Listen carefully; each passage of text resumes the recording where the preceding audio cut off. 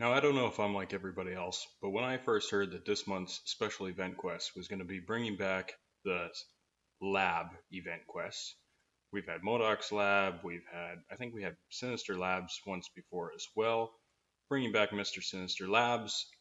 Previously, the lab events have been pretty crap for rewards, and really what made them pretty crap was the fact that the difficulties were absolutely outrageous for the rewards that you were getting, and especially on the higher end, like the epic difficulties, they were really crap for the type of difficulty that you were facing against. But then I heard that they would be buffing this month's event rewards, and it gave me a little bit of hope, you might say. And having had the chance to play through both the Master and the Epic difficulty and play around with some of the new features, I have a bit of a torn opinion. On the one end, I really want to give this quest 5 stars and say it was absolutely awesome, by far the best labs event we've ever had, and really a very good overall side quest type of thing as well. But at the same time, I want to say these labs suck not just as much as ever, but they suck quite a lot. Very up there with that same level as they've sucked previous months. But really, where this comes into play is the difference between the master difficulty and the epic difficulty. Playing through master difficulty, I had a really, really good time. I found that the addition of the global buff to all mutant champions was really, really nice, and the added new boosts feature made it a lot of fun to play, even with your lowest power level rank 5 4-star mutant champion, as you'll see as I jump in with a little bit of Old Man Logan gameplay here. Old Man Logan, of course, is going to get a buff pretty soon, but he hasn't been buffed yet, and he completely sucks. Sucks to the level of almost suckier than previous lab event quests. So he doesn't have a whole lot going for him, a little bit of regen, quite a few battle output, but a little bit, and it helps. I found him quite a bit of fun to play through this event quest, having added on the new buffs actually, and he was able to take on most of the opponents, and even finish off the final boss. Playing mostly my Nightcrawler to start, and then switching over to my Old Man Logan, I was able to get through the Master difficulty in about 10 minutes. 9 minutes actually for the first run. 9 minutes is not too bad. Playing with a rank 5 4-star champion, I thought those rewards, so basically if you're playing with the worst 4-star mutant champion possible, you run the buffs, you're looking at 18 minutes of game time per day roughly. If you did that all month long, the rewards would be a result of 39,000 T2 alpha shards, which is just over a fully formed T2 alpha catalyst, which who doesn't want an extra one of those? You get 3/4 of a 5-star champion, 7,500 shards, who doesn't want more 5-star champions? And one thing that's really nice is you would end up getting over 3.5 T4 basic catalysts, which, obviously they're a lot easier to come across for a lot of people than others, but I found at this difficulty level, especially if you're at the type of progression point where you have a full roster of maxed 4-star champions, or maybe a couple of rank 4 5-star champions, you can be in a lot of need for that T4 basic catalyst. So getting an extra 3.5 of those in a month is a really, really good time.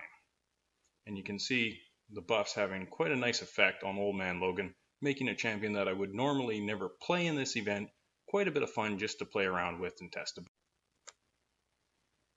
Now, one thing I really, really liked about the new Sinister Labs is the fact that if you are playing with a higher, more stacked out roster of not even mutant champions, but any champions, you have rank 5 5-stars, for instance, this Domino, you're going to be able to breeze through this quest very, very quickly, as fast as 4 to 5 minutes per run, cutting the time almost in half, and then getting those rewards every single day, which amalgamates to a pretty good amount at the end of the month.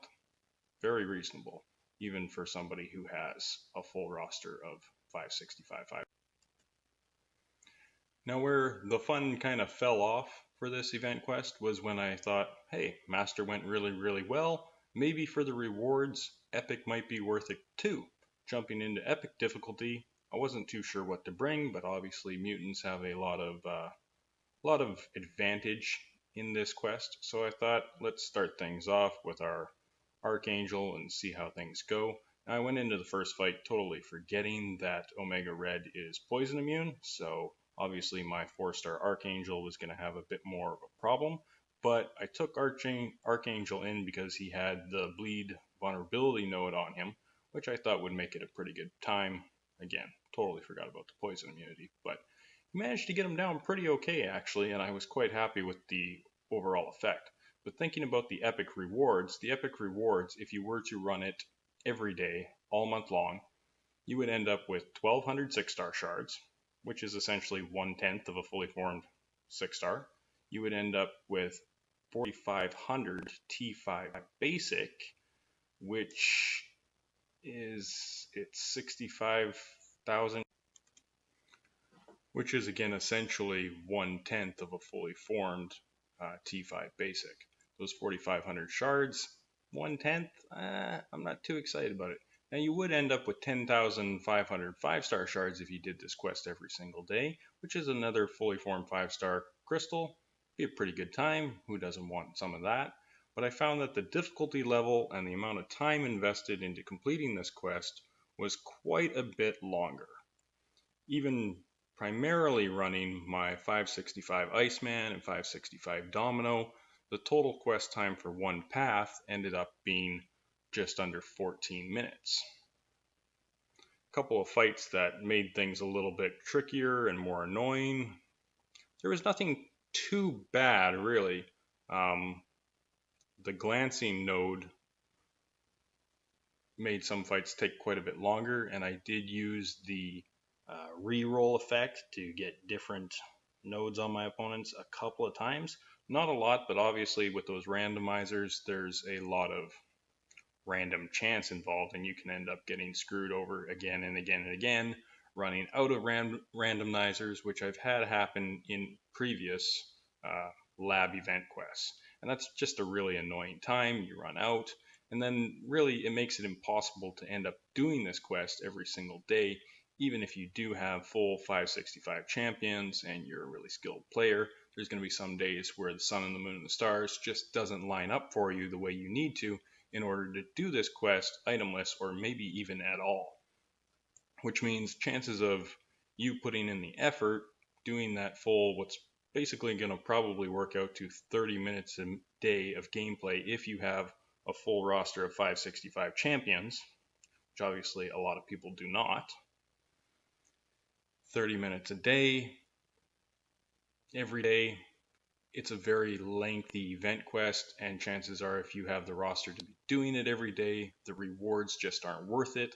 For myself personally, I would say I would much rather be putting that 30 minutes a day into even 100%ing Labyrinth of Legends or 100%ing Act 6.2. And if I had other variant difficulty or whatever to play, as we all will have a new variant in just a couple of weeks, this epic difficulty is just not going to be of interest to me. And I find that, or I feel that probably a lot of players in my situation are going to feel the same way. I wouldn't be surprised at all if we end up getting the epic difficulty toned down a bit by Kabam and saying, hey, this was a little bit more difficult than we wanted it to be. And maybe not just more difficult, but either the rewards got to go up or the difficulty's got to go down. And I definitely saw there to be quite a big difficulty gap between Master and Epic. So my opinion, they should bring down Epic a little bit. Master is a really great time. As far as Heroic goes, those rewards are just totally lame. Doesn't matter the difficulty. You get like a full 4-star crystal after the whole month. Not of much interest to many players. Even if you're a beginner player, your time is probably better spent in other event quests or story quests. Looking forward to hopefully we'll get a little bit of a improvement on the epic difficulty in the future. Master difficulty was really good. I'm going to give master difficulty 5 stars. Epic difficulty, I'm going to give it 2 stars. Thanks for watching. If you enjoyed today's video and overview, please hit that like button. Feel free to share the video, subscribe to the channel for more. Thanks for watching.